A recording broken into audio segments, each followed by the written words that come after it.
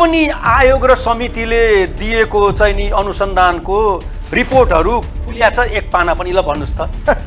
खुल्छ, पाना खुल्छ, तर उही तपाईको सत्ता र शक्ति केन्द्रका नेरफेर नजिक रहेका व्यक्तिको त्यो पानामा नाम आउँछ। अनि त्यो फाइल चाहिँ नि बन्द नगरेर के गर्ने, ल भन्नुहोस् त।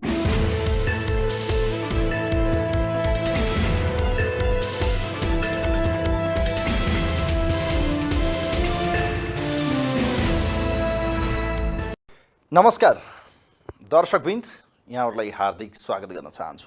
मनोज धानुक। आजको चक्रव्यूहमा हामी कुराकानी गर्दैछौँ नेपाल प्रहरीको पूर्व डिआइजी केशव अधिकारीसँग। खास गरी नेपालको प्रहरी सङ्गठन आफैमा उत्कृष्ट प्रहरी सङ्गठनको रूपमा, अब्बल सङ्गठनको रूपमा साउथ एसिया एसियामा नाम कहलिएको संस्था हो। नेपालका कैयन पुराना काण्डहरूमा समेत वर्षौँपछि 12-15 वर्ष 20 वर्षपछि पनि ती घटनाक्रममा प्रहरीले सफलता प्राप्त गरेको अनुभव यथार्थता हामीसँग छ। तर पछिल्ला केही यस्ता घटनाक्रममा प्रहरी सङ्गठन, सिङ्गो प्रहरी र यी प्रहरीमा आबद्ध उच्च पदस्थ अधिकारीहरूको बेला बखतमा कन्ट्रोभर्सी भन्ने, आलोचना, विवाद याबाट उहाँहरूको चाहिँ नामहरू आउने गर्छ। र खास गरी अहिले जुन प्रकरणहरू जस्तो ललिता निवास, नक्कली भुटानी र सुनकाण्ड, आज यो तीनवटा काण्डको विषयमा पछिल्लो समय नेपाल प्रहरीले गरेको प्रयत्न, प्रयास, उसले प्राप्त गरेको सफलता, ऊ कहाँ चुक्यो, उसँग के चाहिँ अहिलेसम्म च्यालेन्जेस देखिए र पछिल्लो समय नेपाल सरकार, खास गरी मन्त्री परिषदको विषय होस् या गृह प्रशासनको विषय, गृह मन्त्रालयले नेपालका अब्बल मानिएका पछिल्लो समयका केही 5 जना एआइजीहरू जसलाई हालसालै मात्र सरुवा गरिएको, मापदण्ड अनुसारका सरुवा गरिएको, मापदण्ड विपरीत सरकारले एकाएक सरुवा गरेको छ। त्यसैगरी काठमाडौँ उपत्यकामा काठमाडौँ भ्यालीको अपराधमा संलग्न, अपराध अनुसन्धान गरिरहेका उच्चपदस्थ व्यक्तित्वहरू र खास गरी नक्कली भुटानी शरणार्थीमा मेजर रूपमा काम गरेका दानबहादुर कार्की लगायतको सरुवाको विषयले नेपालको सुरक्षा संयन्त्र, विशेषतः नेपाल प्रहरी सङ्गठन कस्तो अवस्थामा छ भन्ने एउटा चित्र बाहिर देखाएको छ र राजनीतिक दलहरूले कसरी चाहिँ यसमा पोलिटिक्स खेल्छन् भन्ने कुरा देखिएको छ। आज यी तीनवटा घटना र पछिल्लो समय प्रहरी अधिकारीहरूको सरुवा किन गरियो, यसका पछाडिको मकसद या यसका पछाडिको कारण के हुनसक्छ, यिनै विषयमा आज संवाद गर्दैछौँ। म आजका अतिथि केशव अधिकारीज्यूलाई म वेलकम गर्न चाहन्छु। सर नमस्ते, वेलकम यहाँलाई। धन्यवाद। आराम हुनुहुन्छ? ठिक छ सर। यो पछिल्लो समय धेरै प्रकरणको बारेमा अब चर्चा नगरौँ, यो लेटेस्ट तीनवटा प्रकरणको बारेमा चर्चा गरौँ। यो तीनवटा प्रकरणमा प्रहरी एकपछि अर्को गरी सफलता प्राप्त गरिरहेको अवस्था थियो, या भनौँ जनविश्वास चाहिँ उसप्रति थियो, भलै उसका फाइनल रिजल्टहरू हेर्न बाँकी थियो। तर यो अनुसन्धान सकिँदा नसकिँदै एउटा अप्रिय या एउटा आश्चर्यचकित गर्ने गरेर एउटा समाचारहरू बाहिर आयो। खास गरी यी प्रहरी अधिकृतहरूको चाहिँ सरुवा भयो भनेर जुन चाहिँ बाहिर आइसकेको छ, मलाई त लाग्छ शुक्रबारसम्म उहाँहरूले फाइल बुझाइसक्नुपर्ने, आइतबारसम्म यस्तो परिस्थिति छ भन्ने आएको छ। किन सरुवा गरियो, के हुनसक्छ यसको पछाडिको कारण, या भनौँ यो स्वाभाविक हो लाग्छ तपाईँलाई? हेर्नुहोस्, नेपाल प्रहरीमा हुने सरुवाहरू नियमित प्रक्रिया हो होइन, तर कस्तो बेला सरुवा गरिन्छ त्यसले चाहिँ विशेष अर्थ राख्छ। कस्तो बेला सरुवा गरियो भन्दाखेरि विभिन्न अपराधहरू जुन तपाईँले अहिले नाम लिनुभयो, 3-4वटा बिग चाहिँ नि इस्युजहरू आछ, त्यो इस्युजहरूको जन्मदाता, अपराधलाई जन्माउने व्यक्ति लक्षित केन्द्रित चाहिँ नि अनुसन्धान चाहिँ नि केन्द्रित हुन थाल्यो होइन। अपराध तत्कालीन मन्त्री परिषदको विभिन्न मितिहरूमा भएका, मन्त्री परिषदहरूले गरेका विभिन्न मितिमा भएका निर्णयबाट जुन अपराधले जन्म लियो, त्यो अपराधलाई जन्माउने जन्मदाताहरू केन्द्रित अनुसन्धान चाहिँ नि लक्षित हुन थाल्यो। त्यो हुने बित्तिकै लहरो तान्दा पहरो आउँछ। राज्यका उच्च पदस्थ व्यक्ति, चाहे कार्यकारी प्रमुख हुनुहुन्थ्यो उहाँहरू हिजो, अथवा कार्यकारी प्रमुखका पारिवारिक सदस्यको व्यक्ति हुनुहुन्थ्यो, यो उच्च ओहदामा राज्य सञ्चालनका मुखियाहरू मा केन्द्रित चाहिँ नि हुन थाल्यो अनुसन्धान। त्यसपछि र हिजोको दिनमा थाँतिरहेको अनुसन्धानको दोस्रो चरण पनि सुरु भइसकेको थियो। मुद्दा परेछ, आज मात्रै सुरु भएको होइन, न्युजहरूमा आएको छ दोस्रो चरण सुरु भयो, त्यो होइन। त्यो अभियोजन चाहिँ नि जब गर्यो, त्यो तपाईँको यो भुटानी काण्डको उसमा, ललिता निवासको उसमा होइन, त्यही बेलादेखि नै दोस्रो चरणको अनुसन्धान चाहिँ नि लक्षित भइसकेको थियो होइन। भएपछि त अब गाह्रो पर्यो, सबैजना चाहिँ नि के अरे झोसिने भए होइन। त्यसपछि के भयो त भन्दाखेरि विषयान्तर गर्नुपर्ने अवस्था भयो। त्यसरी चाहिँ नि तपाईँको सरुवाको प्रकरण चाहिँ नि वञ्चित भएको हो जस्तो मलाई लाग्छ। अब यो सरुवाको पछाडिको इन्टेन्सन भनेको यो मुद्दालाई डाइल्युट गर्ने या यसमा यो मुद्दालाई अनुसन्धान प्रभावित गर्ने नै हो त त्यसो भए उद्देश्य? एउटा कुरो म भनौँ, तपाईँको सरुवाको मापदण्ड हिजो पनि नेपाल प्रहरीले बनाएको थियो हो, र नेपाल प्रहरीले मात्र होइन गृह मन्त्रालयले पनि सरुवाको मापदण्ड बनाएको थियो। मलाई चाहिँ नि हेक्का छ, लीलामणि पौडेल चाहिँ नि गृहमन्त्री के अरे गृह सचिव हुनुहुन्थ्यो, उहाँले पनि निकै मेहनत गरेर चाहिँ नि के अरे टिमलाई राखेर उहाँले चाहिँ नि सरुवाको मापदण्ड बनाउनु भएको थियो।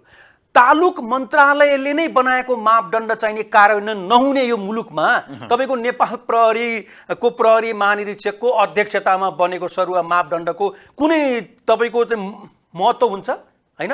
यस्तो यस्तो निर्णयहरूलाई चाहिँ नि यी शक्ति केन्द्रहरूले धुती लगाइदिन्छन् होइन।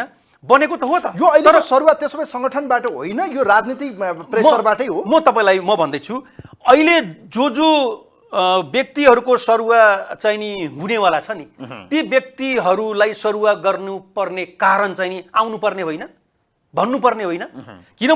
किनभने एउटा प्रहरी अधिकृतले जुन सङ्गठनलाई चाहिँ नि छानेर आउँछ नि, त्यो सङ्गठनभित्र सुरक्षा छ है। यो सङ्गठनले मेरो व्यावसायिक चाहिँ नि तपाईँको यात्रालाई गन्तव्यमा चाहिँ नि पुर्याउँछ, मलाई निष्पक्ष न्याय दिन्छ, सुरक्षा दिन्छ भनेर न चाहिँ नि हुन्छ। त्यसले गर्दा सङ्गठनले भन्नु पर्यो अब तेरो सरुवा यो कारणले चाहिँ नि हुँदैछन्।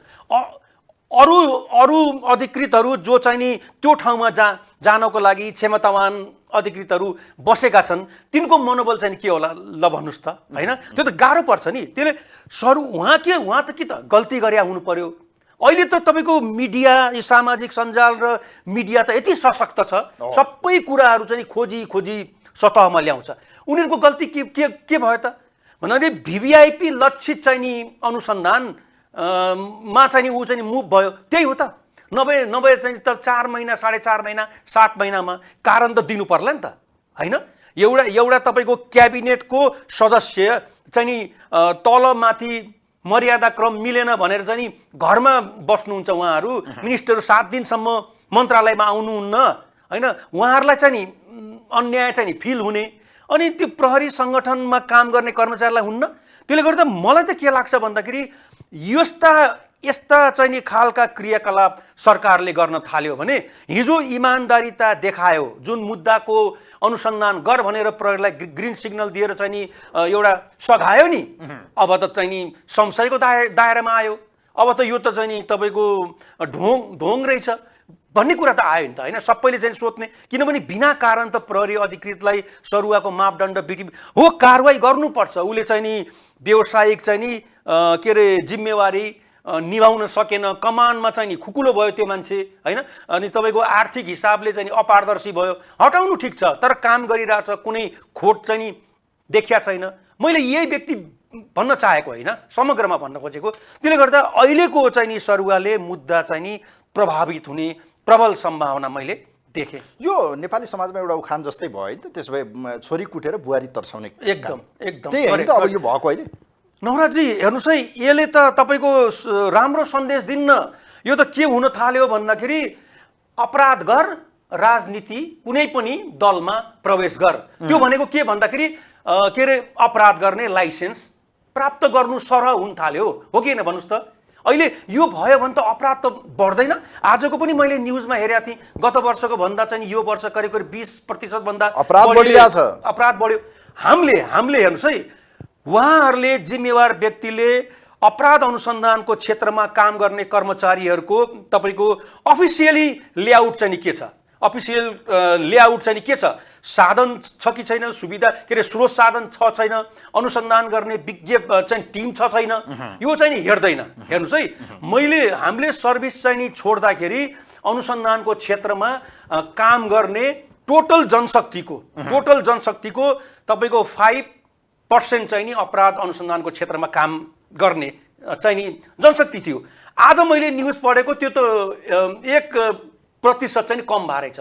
4% मात्र कम भएर चाहिँ किन भयो भन्दाखेरि जनशक्ति बढ्यो र दक्ष चाहिँ नि कर्मचारीको उत्पादन हुन सकेन। यसले भन्नुहोस् त अब यो चाहिँ नि अपराध चाहिँ नि रोकथाममा एउटा 23 देखि 50 वटासम्म अपराधको अनुसन्धान एकजना अधिकृतले गर्नुपर्ने रहेछ। मैले त्यो न्युजमा हेरेँ। यो यस्तो अवस्थामा यसरी मोराल चाहिँ नि गिराउन थाल्यो भने तपाईँको अनुसन्धान त हदैसम्म प्रभावित चाहिँ नि हुने पक्का छ। हेर्नुहोस्, तर प्रहरी सङ्गठनभित्र राजनीति हाबी छ भन्ने त एउटा मेसेज गयो होइन? 100% छ। प्रहरी सङ्गठनको चेन अफ कमान्ड भन्दा पनि बाहिरबाट चाहिँ इन्फ्लुएन्स हुने या भनौँ पोलिटिकल प्रेसराइज गरेर चाहिँ त्यसलाई चाहिँ आफ्नो मातहतमा आफू इन्ट्रेस्ट अनुसार चाहिँ चलाउने गृहमन्त्रीको इन्टेन्सन अनुसार यो अहिले सरुवा भयो कि बाहिर सञ्चार माध्यममा आए जस्तै सत्ता गठबन्धनभित्रको मेजर दल कङ्ग्रेसभित्रको नेताहरूको प्रेसरका कारण? म त गृहमन्त्रीको लेभलबाट मात्रै यो भएको भनेर म त मान्दिनँ। अहिले सत्ता समीकरण छ हैन, तपाईको 7-8 वटा 9 वटा दलहरू छन् हैन, सबैको चित्त बुझाउनै पर्यो। अब तपाईले सुन्नु भएन अस्ति भर्खर तपाईको बाबुरामजी र माधव कुमार नेपालजी लक्षित अनुसन्धान जब सुरु हुन थाल्यो, दोस्रो लेयरको नेताहरूले के भने, यो सरकारको आयु अब छैन है धेरै दिन, हो कि हामीले न्युजमै सुन्या हो त।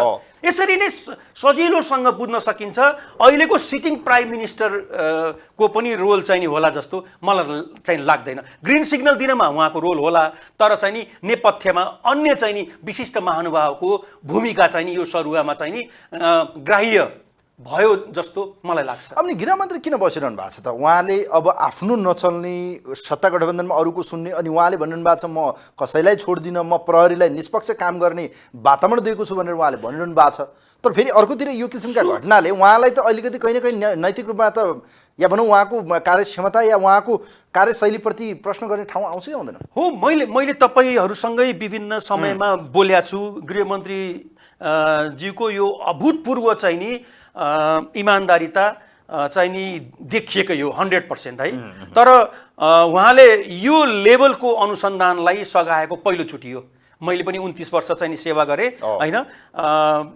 यो स्तरको चाहिँ नि एकदम प्रहरीलाई चाहिँ नि अनुसन्धान गर्ने छुट चाहिँ नि पहिले कसैले पनि दिएन। म त्यो कुरो ढुक्क साथ चाहिँ नि भन्न सक्छु।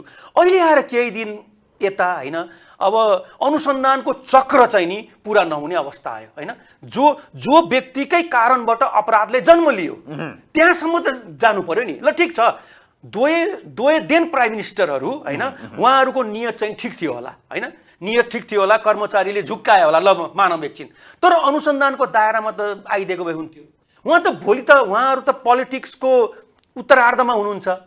उत्तरार्धमा भए तापनि भोलि त यसले त उहाँलाई त पछ्याइरहने भयो नि त, डामिरहने भयो नि त होइन। उहाँहरूले चाहिँ नि क्लिन चिट चाहिँ नि लिएको भए राम्रो हुन्थ्यो। उहाँ अनुसन्धानमा तयार हुनु पर्थ्यो भन्ने तपाईँको विश्वास? उहाँहरूको अभिव्यक्तिले त तयार छु भन्नुभयो, तर के भयो भन्दाखेरि बाहिर एउटा बोल्ने भित्र अर्कै हुन्छ नि त। तपाईँहरूकै मिडियाहरू हामीले हेर्ने हो है। मैले के देखेँ भन्दाखेरि अब सत्ता गठबन्धनको बैठक बस्यो, उहाँ चाहिँ विदेशबाट आउने बित्तिकै सत्ता गठबन्धनको बैठक बस्ने बित्तिकै 2 जना व्यक्ति लक्षित अनुसन्धान चाहिँ नि रोक्ने भन्ने निर्णय गरे। ल हेर्नुहोस्, अब गठबन्धनको बैठकमा फौजदारी मुद्दाको अनुसन्धान चाहिँ नि यसलाई गर्नु यसलाई नगर्नु भनेर डिक्टेट गर्न थाल्यो भने यो देशको चाहिँ नि अपराध चाहिँ नि बढ्नमा अहिले 20% चाहिँ नि बढ्या छ। आउने वर्ष हेर्नुहोस् न यो ग्राफ चाहिँ माथि जान्छ। तपाईँहरू नै होइन सङ्गठनमा बस्नुभयो, काम गर्नुभयो, यो सङ्गठनको नालीबेली त तपाईँहरूलाई थाहा छ, किनभने त्यहाँ त नसा छामेर आउनु भएको छ, खाएर आउनु भएको छ, बसेर आउनु भएको छ, धेरै कुराको अनुभव गर्नु भएको छ, कति राम्रा कति नराम्रा छोडिदिउँ।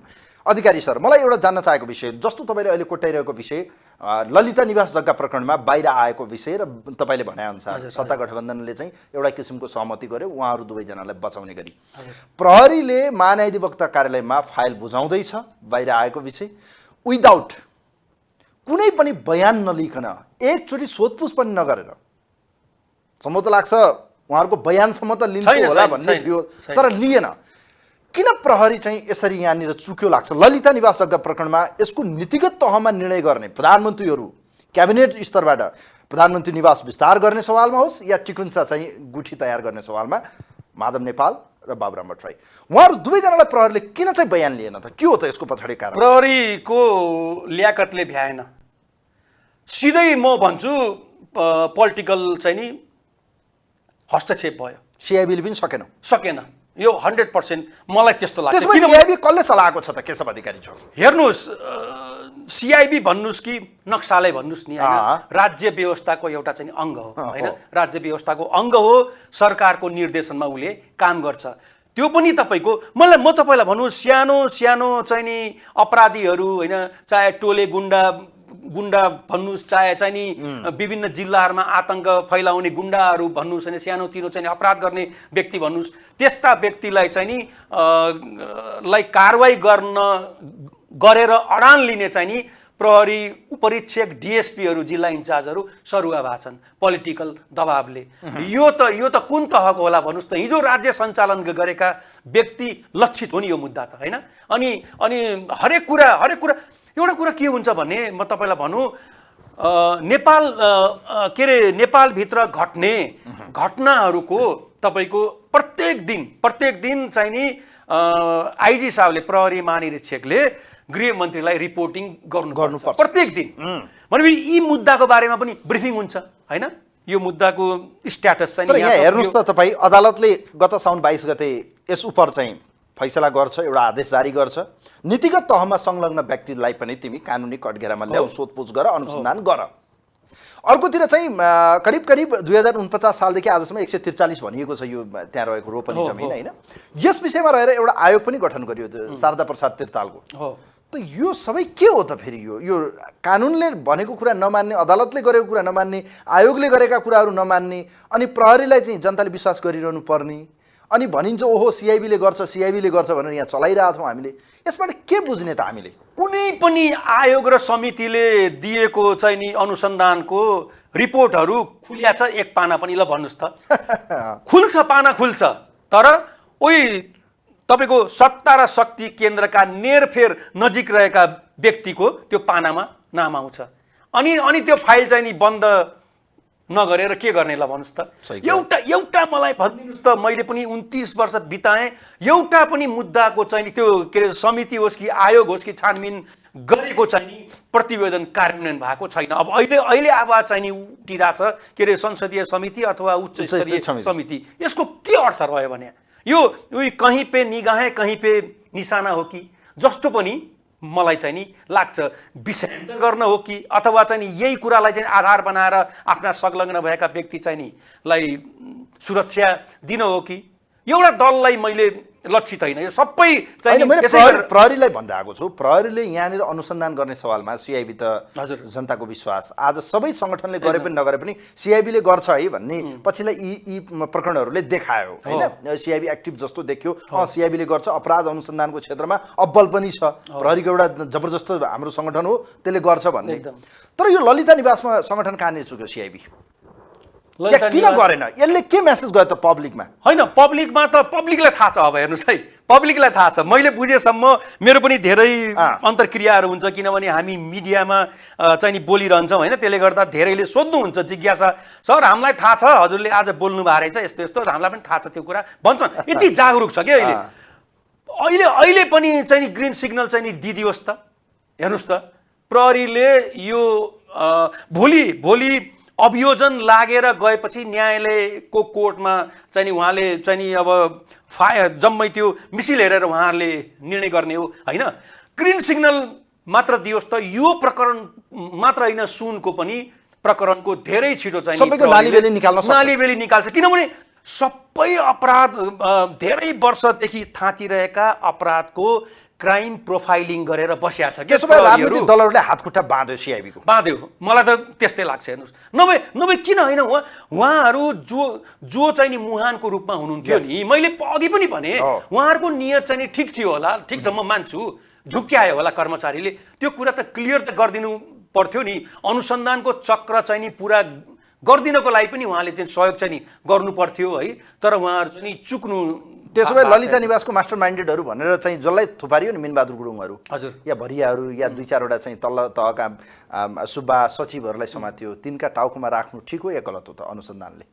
अब त गलत हो नि, किनभने तपाईँको समान अपराधमा समान न्याय चाहिँ नि हुनुपर्छ नि त होइन फौजदारी न्याय प्रणालीको सिद्धान्त नै हो नि होइन तपाईँको के अरे न्यायिक समानता होइन तपाईँले एउटा जुन अपराध गर्नुभएको छ मैले त्यही अपराध गरेको छु व्यवहार फरक किन प्रकृति एउटै छ व्यवहार फरक छ। प्रकृति एउटै छ व्यवहार चाहिँ नि फरक भयो यो न्यायिक समानता त कहाँ भएर फौजदारी न्याय पद्धतिको विरुद्ध भयो नि यो त सानालाई चाहिँ ऐन भयो ठुलालाई चाहिँ ऐन भयो। एउटा लिगल म्याक्सिम छ हेर्नुहोस् एउटा लिगल म्याक्सिम छ punishment must match the crime अपराधको भोलम हेरेर चाहिँ नि सजाय दिनुपर्छ होइन न्यायिक समानता भन्ने कुरो चाहिँ ठुलो हुन्छ हेर्नुहोस् है अब उहाँहरूलाई चाहिँ नि हिरासतमा राखिरहनु पर्ने केही अर्थ रह्यो सबैको चाहिँ नि मिली भगतमा काम भएको छ कसैको चाहिँ नि भूमिका माथिल्लो तहको होला कसैको चाहिँ नि तल्लो तहको होला कसैको मझौलो तहको होला बिचको होला भूमिकामा तर भूमिका त सबैले चाहिँ नि त्यही के अरे अपराध गर्नै गरेका छन् त यो दोहोरो तपाईँको कानुनी चरित्र चाहिँ नि देखियो अब उहाँहरूलाई हिरासतमा राखिरहनु पर्ने हैन सामान्य सोधपुछ गरेर बयान त लिनु प्रक्रिया त मिलाएर उहाँहरूले मुद्दा अगाडि बढाउन सक्नुहुन्छ नि हैन उहाँहरूले मुद्दामा माधव नेपाल र बाबुरामलाई बचाएर चाहिँ सीआईबीले जुन प्रकृतिबाट मुद्दा अगाडि बढायो यसले नेगेटिभ मेसेज गयो एकदम उहाँहरू दुईजना भिआइपीजीहरूले क्लिन चिट चाहिँ लिएको भए राम्रो हुन्थ्यो किन उहाँहरूलाई त पछिसम्म यो मुद्दाले चाहिँ नि छोड्दैन पोलिटिकल रूपमा पनि अन्य रूपमा एकदम ड्यामेज गर्छ हेर्नुहोस् अब यो नक्कली भुटानी शरणार्थी प्रकरणको जुन प्रयोजनको निम्ति दोस्रो अनुसन्धानको कुरा गरिएको थियो केशव अधिकारीज्यू यसको अर्थ अब यो पनि क्लोज भयो नि त मलाई त त्यस्तै लाग्छ अब हिजोसम्म त मैले हिजोका दिनसम्म पनि मिडियाहरूमा एकदम राम्रो छ अनुसन्धान प्रगति पनि राम्रो छ प्रहरीले राम्रो ढाडस पनि पाएको छ होइन चौतर्फी सरकारले चाहिँ नि सुरक्षा पनि दिएको छ अनुसन्धानमा खटेका प्रहरीहरूलाई भनेर मैले नै बोलेको दशौं चोटि अब त म पनि चाहिँ नि के हो जस्तो भयो कि अब त तपाईको किनभने यो प्रकरणलाई हेर्ने बित्तिकै नजिर भयो त अब त त्यहाँ संलग्न व्यक्तिहरूलाई नै सरुवा उहाँहरूसँग सम्बन्धित व्यक्ति पनि त राजनीतिक तपाईको दृश्यमा हाई लेभलको हुनुहुन्छ नि उहाँहरूले त अब त यो चाहिँ नि अपराधलाई नजिरको रूपमा चाहिँ नि लिन सक्नुहुन्छ नि त उहाँहरूलाई त्यो भएन यो किन भन्ने उहाँलाई बोल्ने आधार पनि भयो नि त्यो ग्राउन्ड चाहिँ नि सरकारले दियो आजलाई मात्र होइन भोलि पनि क्राइम त हुन्छ नि कमिट होइन भोलि पनि हुन्छ नि कमिट त्यो यो कुरालाई लिएर पछिसम्म नेपालको राजनीति चाहिँ नि तरङ्गित हुने पक्का छ अब सुनकाण्डमा प्रहरीले जुन अनुसन्धान सीआईबीले गर्यो या अहिले पनि पक्राउ गरेर आएको छ उसले अनुसन्धान गरेर आएको छ तर यसको मुख्य तस्कर ठुलो माछा या यसका नेक्सस कहाँ हो भन्ने कुराको पत्ता नलाउन सक्ने अवस्थामै यो प्रहरी छ अहिलेसम्म तपाईको कनेक्सन त्रिकोणात्मक मात्रै रहेन होइन चिनिया तपाईको भारतीय के अरे चिनिया मूलको भारतीय नागरिक होइन चिनिया मूलको बेल्जियम नागरिक होइन त्यसपछि नेपाली तस्करहरू होइन त्रिकोणात्मक मात्रै रहेन यो अन्तर्देशीय चाहिँ नि अपराध यो सञ्जाल पनि यसमा गाँसिया छ नेपाल प्रहरीले पनि मेहनत गरिरहेछ मलाई लाग्छ नेपाल सरकार मार्फत पनि त यो कुराहरू चाहिँ नि डिप्लोमेटिक च्यानलबाट होस् कि अथवा चाहिँ नि सुरक्षा च्यानलबाट यो कुराहरू अनुसन्धानमा चाहिँ नि सघाव पुग्ने खालका विषयमा चाहिँ नि यो जहाँबाट ओरिजिन भयो यो अपराधको चाहिँ नि ओरिजिन भएका देशहरूसँग पनि समन्वय भइरहेको जस्तो लाग्छ अहिले नै धेरै कुराहरू नेगेटिभ बोलिहाल्नु पनि राम्रो हुँदैन यसको चाहिँ नि समय पनि बाँकी रहेको छ तपाईलाई आज मात्रै गृहमन्त्रीज्यूले भन्नुभएको छ सुन प्रकरणको अनुसन्धान सीआईबीले नै गर्छ यसैले पत्ता लाउँछ भनेर फेरि भन्नु भएको छ दुईटा प्रकरणमा हामीले हेरिसक्यौं सीआईबीलाई कति काम गर्यो भनेर हैन नक्कली भुटानी र ललिता निवास अब सुन प्रकरणमा पनि यही त होइन माछो भ्यागुत्तो अनुसन्धानमा सीआईबी को विकल्पै चाहिँ नि छैन हैन अब यसै गरी अब भोलि हेर्नुस् है अब हेर्नुस् न मिडियाले पनि कभर गरेको छ महाराजीलाई र उहाँको चाहिँ नि छोरालाई यही तपाईको ललिता निवासको जस्तो बयान पनि अहिलेसम्म लिएको छैन अब त शंखाको घेरामा आयो नि त अनुसन्धान त किन लिएन लाग्छ प्रहरीलाई दबाब कि नचाहेको कि प्रहरीले नेताहरूको त्यो कल ट्र्याकिङहरु देखिरहेछ कल कनेक्सनहरु देखिरहेछ नवराजी प्रहरीलाई कुनै स्वार्थै छैन होला जस्तो लाग्छ मलाई। के स्वार्थ? प्रहरीलाई के स्वार्थ हुन्छ छैन। हैन, कुनै पनि स्वार्थ छैन। अब यहाँ त कस्तो भयो भन्दाखेरि पोलिटिकल स्वार्थ चाहिँ नि देखियो अब हैन। प्रहरीको त अनुसन्धानको टिमको त स्वार्थ नै छैन, जिरो नै छ होला जस्तो लाग्छ। अब यहाँ त पोलिटिकल स्वार्थ देखियो, किनभने उहाँहरूकै चाहिँ नि दोस्रो लेयरका चाहिँ नि नेताहरूको संलग्नता देखियो। ल हेर्नुहोस् है, अब प्रमाण छ।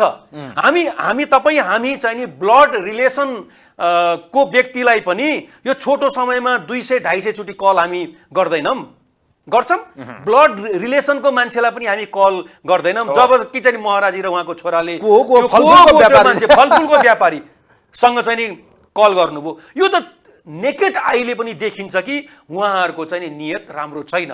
अब उहाँहरूलाई पनि त्यो प्रकरणमा चाहिँ नि नजोड्ने हो भने यो पनि हात्ती आयो फुस्सा नहोला भन्न सकिँदैन। अब के हुन्छ भन्दाखेरि यत्रो क्षमता, यत्रो चाहिँ नि दक्षता भएको नेपाल प्रहरीको अनुसन्धानको टिमको मनोबल त कहाँ जान्छ ल भन्नुहोस् त। होइन, अहिले त्यहाँको एआइजी हुनुहुन्छ किरण बज्राचार्य, हजुर, त उहाँको नेतृत्व कति सफल त? यो प्रकरणहरूले त एउटा जजमेन्ट गर्दैन भने पब्लिकले उनलाई चाहिँ जज नगरेर गृहमन्त्रीको जज गर्ने हो। अब पब्लिकले चाहिँ नि अडिट गरिरहेछ है। पब्लिकले के अडिट गरिरहेछ भन्दाखेरि सिआइबी होस् कि अथवा नेपाल प्रहरीका अन्य अनुसन्धानका टिमहरू हुन् हैन। यो तपाईँको मैले तपाईँलाई अघि भने नि अफिसियल लेआउटमा कसैले चाहिँ नि हेल्प नगरे तापनि, स्रोत साधन दक्षता योमा चाहिँ नि कसैले गभर्मेन्ट अथवा अन्य किन निकायले उहाँहरूलाई सपोर्ट चाहिँ प्रहरीलाई सपोर्ट नगरे तापनि यिनीहरूले आफूमा निहित दक्षतालाई हदैसम्म उपयोग गरिरहेछन् भन्ने थाहा छ। र अर्को अडिट पनि के गरिरहेछन् भन्दाखेरि भोलि यो मुद्दाको अनुसन्धान सफल हुन सकेन भने सिआइबी होस् कि अपराध महाशाखा होस् कि यिनीहरूको चाहिँ नि कमजोरी अथवा यिनीहरूको चाहिँ नि नेगेटिभ चाहिँ नि भूमिका हुँदैन। अनुसन्धान प्रहरीले नचाहेर नगरेको कि सर पोलिटिकल रूपमा नगर भनेर दबाब हो? पोलिटिकल छायामा पर्यो, सरकारकै हैन, राजनीतिको छायामा पर्यो भन्दा मलाई चाहिँ नि दुविधा हुन्छ जस्तो लाग्दैन। किनभने प्रहरीले अब मै त्यहाँ बसेर आएँ हैन यत्रो वर्ष है, अहिले पनि काम गर्ने अफसर साहबहरू जस्तो हाम्रो बज्राचार्य नै हुनुहुन्छ हैन, सिआइबीको चिफ, उहाँ चाहिँ इमान्दार छ, एकदम खरो हुनुहुन्छ। उहाँ प्रहरी काम कारवाहीमा खरो हुनुहुन्छ, मैले नजिकबाट पनि चिनेको छु हैन। कुनै शङ्का चाहिँ नि नराखे हुन्छ यो टिमको चाहिँ अनुसन्धानमा है। त्यसले गर्दा मलाई लाग्छ कि यो अनुसन्धानको टिमलाई पनि पोलिटिकल छायामा नराखियोस्। हस्, समय विस्तारको लागि धन्यवाद। धन्यवाद। दर्शकवृन्द, यो विशेष संवाद चक्रव्यूहमा हामीसँग पूर्व डिआइजी केशव अधिकारी हुनुहुन्थ्यो। उहाँसँग खास गरी यो सुन प्रकरण, ललिता निवास र नक्कली भुटानी शरणार्थीमा नेपाल प्रहरीको भूमिका, उसले गरेको अनुसन्धान र विशेषतः अपराध अनुसन्धानको क्षेत्रमा गरिरहेको नेपाल प्रहरीको अब्बल संस्था सिआइबीको अनुसन्धान कति विश्वसनीय र यसमा चाहिँ ठुला र साना बीचको विभेद किन भयो, किन प्रहरी सङ्गठन चुक्यो र प्रहरीका अधिकारीहरूको सरुवाको कारण के हो, आज यिनै विषयमा संवाद गर्नु कार्यक्रम हेरिदिनु भयो। धन्यवाद दिँदै म पनि बिदा हुन्छु। नमस्कार।